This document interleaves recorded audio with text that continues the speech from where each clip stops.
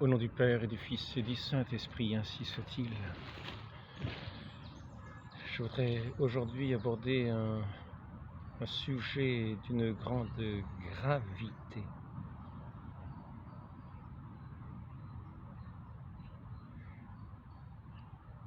J'ai eu l'occasion tout récemment d'entendre un documentaire dont j'ai passé un petit extrait sur une vidéo,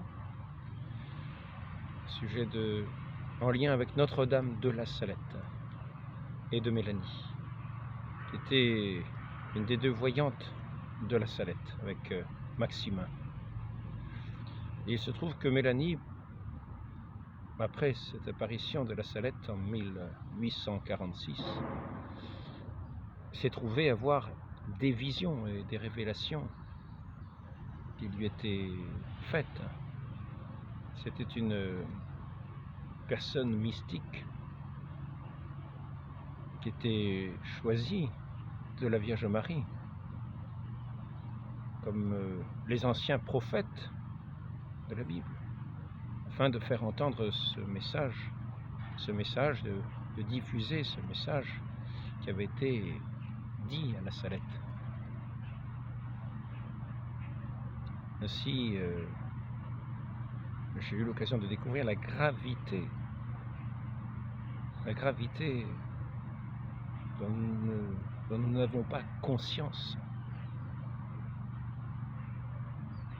de ce qu'engendre l'irrespect de Dieu et jusqu'à quel point va l'irrespect de Dieu. Ainsi, il nous apparaît que nous connaissons les commandements de Dieu, l'adorer, le respect de son saint nom, le respect du jour du Seigneur. Et tout cela, nous le faisons bien souvent à la légère. Tout cela, nous le faisons bien souvent à la légère, car nous n'avons pas conscience de la grandeur du respect de Dieu que nous lui devons. Nous n'avons pas conscience combien ce respect que nous lui devons est immense. Comment il est blessé dans son honneur par toutes nos froideurs, par toutes nos nonchalances, par toutes nos tiédeurs.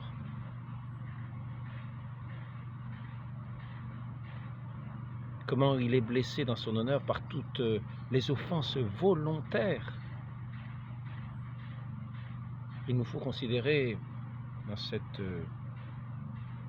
qui nous a été révélé par Mélanie, au prêtre qui l'accompagnait les dernières années de sa vie, il y a eu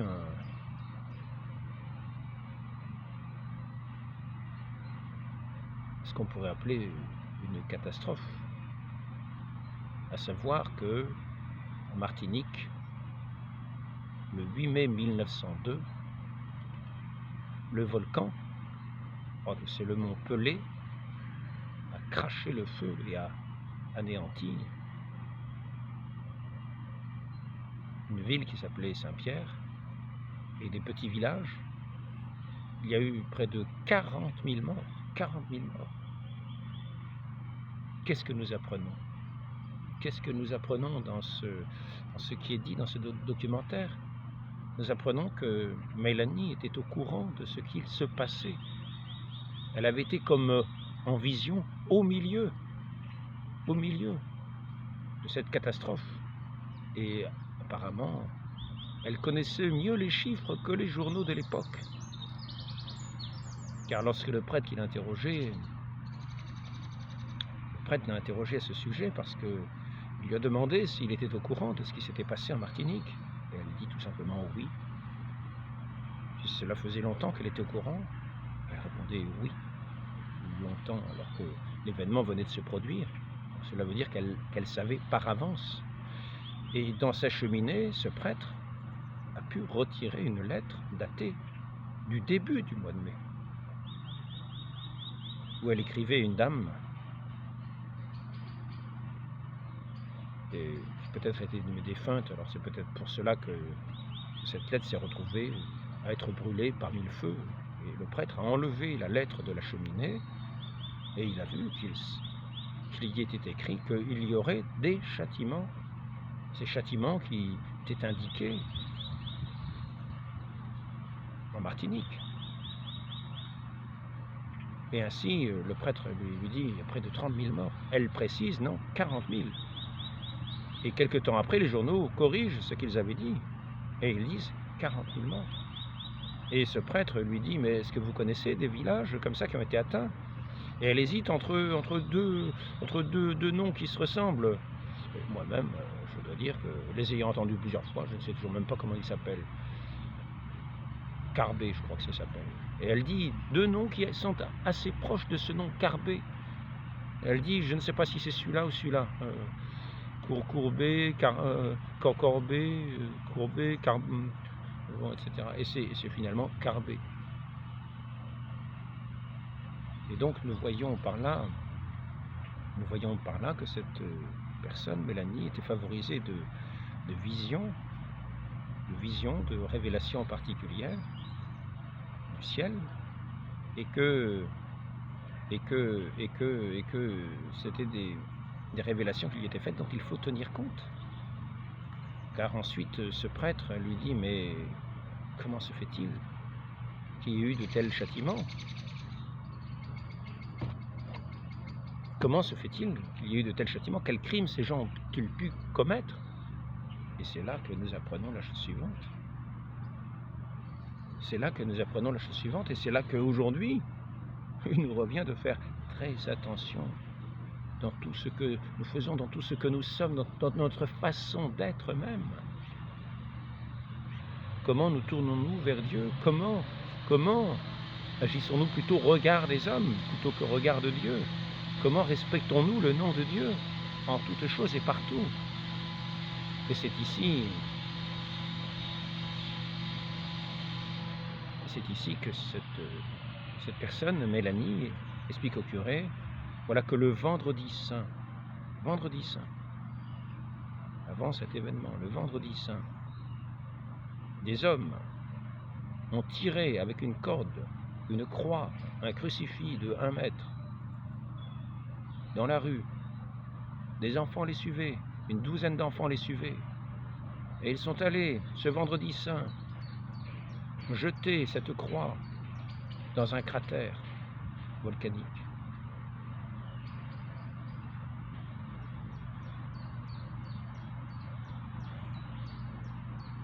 Il n'y a eu nulle réparation.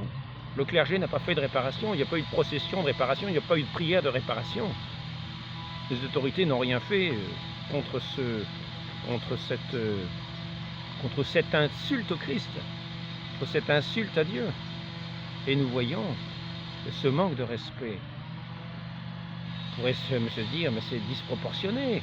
Qu'est-ce que c'est là? 40 personnes qui périssent parce que des gens ont jeté une croix dans un volcan, mais c'est ignoble, c'est lamentable. Non, ce n'est pas ainsi qu'il faut penser. Il faut bien plutôt penser ce respect que Dieu mérite, cet immense respect que notre Dieu mérite et que nous ne lui accordons pas. Pensons bien à ce respect immense, que nous devons à ce Dieu de sainteté, dont la sainteté nous dépasse infiniment. Ce Dieu qui a fait toutes choses et devant qui tout n'est rien. Considérons le respect que nous avons à avoir devant lui. Considérons ses commandements, le respect de son saint nom, l'adoration que nous lui devons. Ainsi, ce doit nous être une leçon. Gardons bien en mémoire que cet irrespect nous mérite en toute justice les pires châtiments et que nous aurons, si nous avons ce respect, cet irrespect jusqu'à la fin de nos jours, dans un péché mortel, ce châtiment éternel qui sera tout à fait mérité d'avoir bafoué ce Dieu qui est toute bonté, toute justice, toute vérité, tout amour, toute sainteté, d'une sainteté parfaite. Il est la sainteté même. Et même lorsque nous prononçons son saint nom, nous nous trouvons comme indignes de prononcer ce saint nom. Mais prononçons-le avec respect, faisons toutes choses dans ce grand respect de Dieu, et non pas devant le regard des hommes, où que nous soyons, et surtout quand nous entrons dans ce qui est du domaine de ces choses saintes que sont la prière. À ce moment-là, faisons bien attention, tournons-nous bien vers notre Dieu, avec ce grand respect, sans bâiller aux corneilles, sans mépriser son saint nom, alors que nous le prononçons.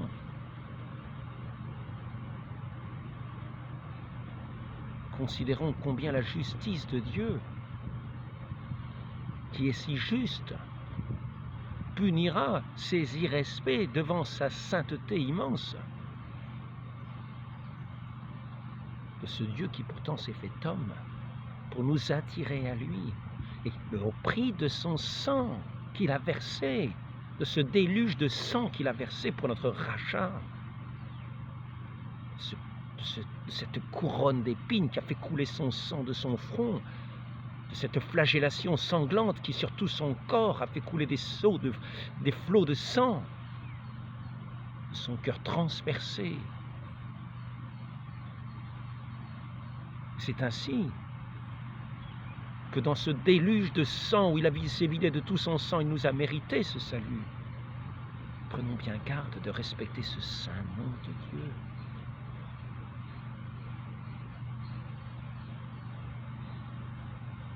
Et surtout, dans les lieux qui lui sont consacrés.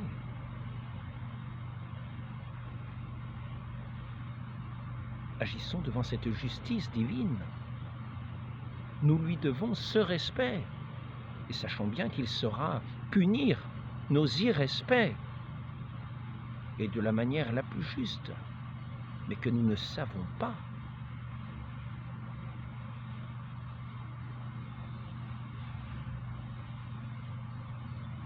C'est par le feu du volcan qu'ont été punies ces offenses contre le Christ le jour du vendredi saint. Ces offenses contre Dieu, contre ce Dieu si saint, contre ce Dieu si brûlant d'amour, contre ce Dieu de majesté, dont nous ne soupçonnons pas la majesté, dont nous ne soupçonnons pas la sainteté. Nous qui sommes si indignes de nous présenter devant lui, même en allant dans les églises. Et pourtant, comme me dit le curé d'Ars, nous en avons besoin. Et c'est notre Dieu qui nous invite, qui nous commande de venir l'adorer, qui nous commande de venir communier à son corps, à son sang, de venir nous unir à son saint sacrifice. Cette très sainte mère, la Vierge Marie, nous recommande, non seulement à la Salette, de faire pénitence, à Lourdes, elle nous commande de faire pénitence, mais pas pénitence, dans ce respect du nom de Dieu, pour ne pas l'offenser. Quand nous faisons toutes choses, soyons sous ce regard de Dieu. Soyons sous ce regard de Dieu, prononcez son saint nom avec vénération.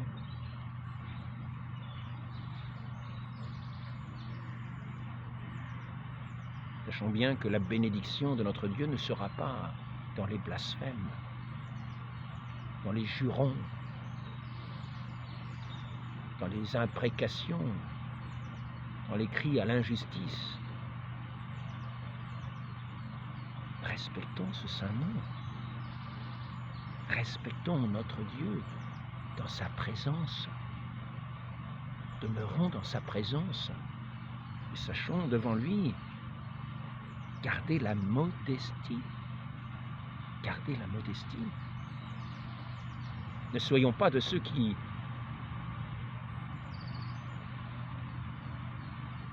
par inconséquence, par inconscience, joue avec le nom de Dieu.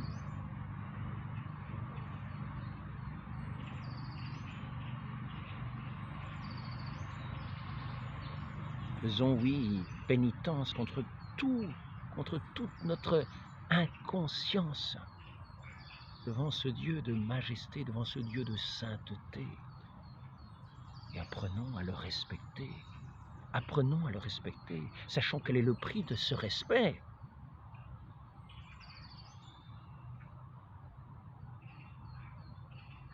Entrons respectueusement dans les églises. Faisons respectueusement nos signes de croix. Faisons respectueusement nos génuflexions pour demeurer dans ce respect de ce saint nom de Dieu.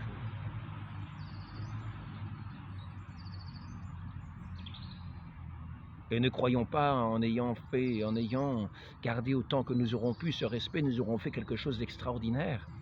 Nous ne faisons que notre devoir. Même si nos sociétés ont oublié totalement ce devoir, qu'elles attirent sur elles tous les châtiments divins dans sa justice, qui est véritablement justice. Que sa justice soit pour nous l'occasion de notre repentance, de notre écoute, de notre crainte, et sachons que cette crainte est véritablement le commencement de la sagesse. Et ainsi nous aurons aussi le respect du prochain, qui sont les créatures de Dieu. Non pas le prochain qui se vante de ses péchés, mais considérons néanmoins que toute la création est créature et création de Dieu.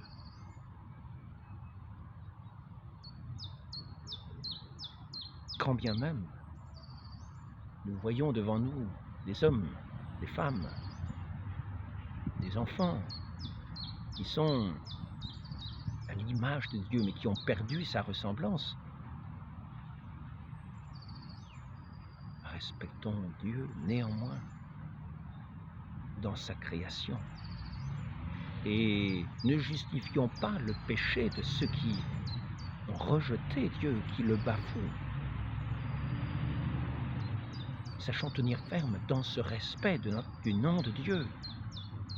Sachons le faire respecter, sachons le respecter toujours. Témoigner de ce respect immense que nous lui devons.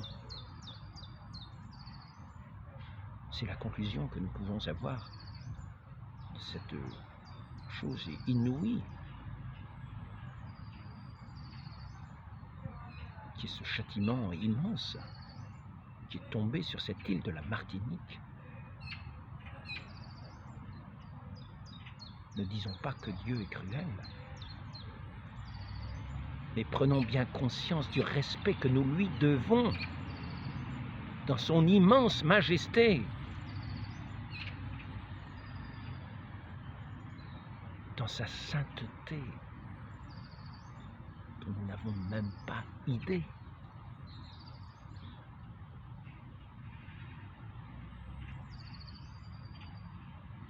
Entrons dans la modestie. Ne perdons jamais mémoire de ce qui nous a été donné d'entendre, de voir, gardons-le en mémoire, et que tous ces événements qui sont décrits dans la Bible déjà, comme ceux de Sodome, Gomorrhe, comme ceux de Ninive, qui s'est converti sous la cendre et le sac. Sachons revenir à ce respect de Dieu. Ayons un cœur de disciple qui écoute et qui entre en humilité, en adoration, en remerciement. Craignez, honorez, louez, bénissez, remerciez, adorez le Seigneur Dieu Tout-Puissant dans sa Trinité et dans son unité Père, Fils et Saint-Esprit.